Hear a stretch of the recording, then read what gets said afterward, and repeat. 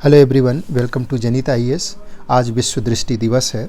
ये अक्टूबर के दूसरे गुरुवार को हर वर्ष मनाया जाता है। एक वैश्विक कार्यक्रम है। इसका उद्देश्य है अंधापन और दृष्टिबाधिता की ओर ध्यान आकर्षित करना। हमारी आंखें हमारे लिए कितना इम्पोर्टेंट है इसका एहसास दिलाना। इस वर्ष ये आज के दिन यानी 12 अक्टूबर को पूरी दुनिया में विश्व दृष्टि दिवस मनाया जा रहा है। जो इसका विषय रखा गया है वो है काम करते समय अपनी आँखों से प्यार करें। वहीं दूसरी तरफ 12 अक्टूबर आज डॉक्टर लोहिया की पुण्यतिथि है।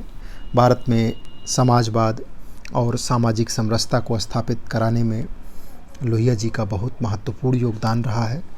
कल 11 अक्टूबर को जयप्रकाश नारायण जी का जन्म दिवस था। ये भारत के वो स्वतंत्रता संग्राम के नेता थे जिन्होंने देश के अंदर आज़ादी के लिए तो लड़ाई लड़ी ही, उसके साथ ही साथ सामाजिक न्याय के लिए भी पुरजोर तरीके से अपनी आवाज़ उठाई और एक रास्ता, एक मार्ग प्रशस्त किया कि किस तरीके से अंग्रेज़ों की गुलामी के साथ साथ ही जो सामाजिक विषमता है उससे भी भारतीय समाज को मुक्त किया जाए। आइए एंशिएंट हिस्ट्री के आगे के क्वेश्चंस को डिस्कस करते हैं। पहला प्रश्न है, सर्वाधिक सिक्के जारी किए गए? किस शासक के द्वारा सर्वाधिक सिक्के जारी किए गए? तो सबसे ज़्यादा सिक्के मौर्य शासकों के द्वारा जारी किए गए हैं। इतिहास में जो एंशिएंट हिस्ट्री है उसमें सबसे ज़्यादा सिक्के मौर्य शासकों के द्वारा। गुप्त शासकों ने सबसे ज़्यादा सोने के सिक्के जारी किए। कुषाणों ने शुद्ध सोने के सिक्के जारी किए, प्योरिटी बहुत ज़्यादा है। सातवाहनों ने शीशे के सिक्के जारी किए हैं। ऋग्वैदिक समाज में विदत क्या थी?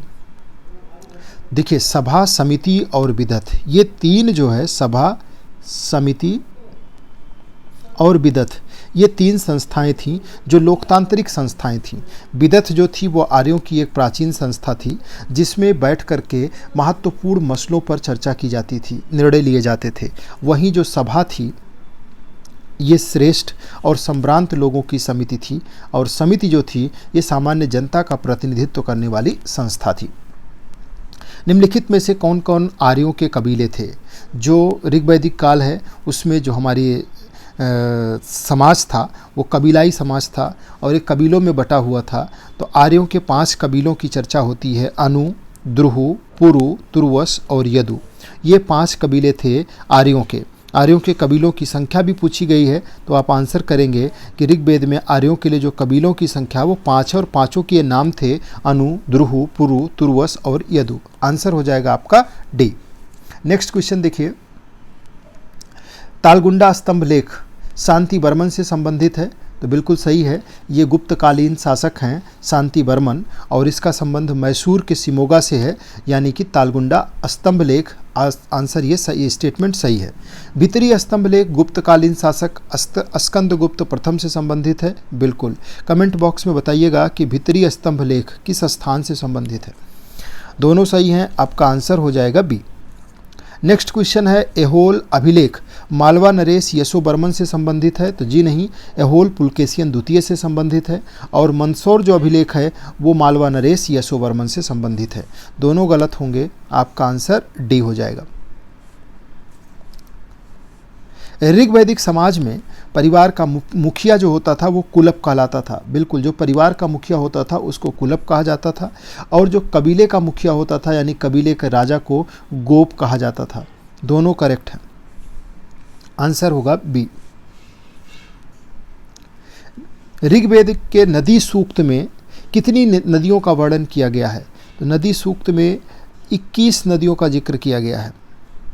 नदी सूक्त के अंदर जो चर्चा है नदियों की वो 21 नदियां हैं जिसकी चर्चा नदी सूक्त में की गई है। और वहीं पूरे ऋग्वेद में अगर बात करेंगे तो 25 नदियों का जिक्र है, और वैदिक संहिताओं में मिलाकर के टोटल देखा जाए तो 31 नदियों की चर्चा की गई है। ऋग्वेद का एक नदी सूक्त है जिसमें 21 नदी है। ऋग्वेद में टोटल 25 नदियों का जिक्र है, और वैदिक संहिताओं में टोटल 31 नदियों का, जिससे पता चलता है कि कुल 31 नदियों के बारे में जानकारी थी। ऋग्वैदिक काल की सबसे पवित्र नदी, सबसे महत्वपूर्ण नदी सिंधु थी, लेकिन सबसे पवित्र नदी के रूप में सिंधु नदी है। गंगा की चर्चा 1 बार की गई है, यमुना की चर्चा 3 बार की गई है। यमुना पश्चिम से आने पर पहले मिलती है और फिर गंगा मिलती है, तो गंगा यमुना तक संपर्क ज़्यादा था, गंगा तक भी था। इसकी चर्चा 3 बार और गंगा की 1 बार है ऋग्वेद में। ऋग्वैदिक काल की सबसे महत्वपूर्ण नदी सिंधु नदी है। जो सबसे महत्वपूर्ण नदी है वो सिंधु है। ये स्टेटमेंट गलत होगा और ऋग्वैदिक संहिताओं में नदियों का 31 नदियों का उल्लेख किया गया है, ये भी गलत हो जाएगा और आंसर हो जाएगा डी। नेक्स्ट है, ऋग्वैदिक काल में वैद को क्या कहा जाता था? तो गोप तो राजा होता था, विसज कहते थे वैद को। पर्जन्य शब्द यूज किया गया है बादल के लिए और अनस शब्द यूज हुआ है बैलगाड़ी के लिए। जो बैलगाड़ी होती थी उसके लिए यूज किया जाता था अनस। विसज वैद के लिए प्रयोग किया जाने वाला शब्द था। तो ये कुछ क्वेश्चंस थे जिसमें मैंने ऋग्वैदिक काल से रिलेटेड और आसपास के इसके संबंधित क्वेश्चंस को डिस्कस किया है।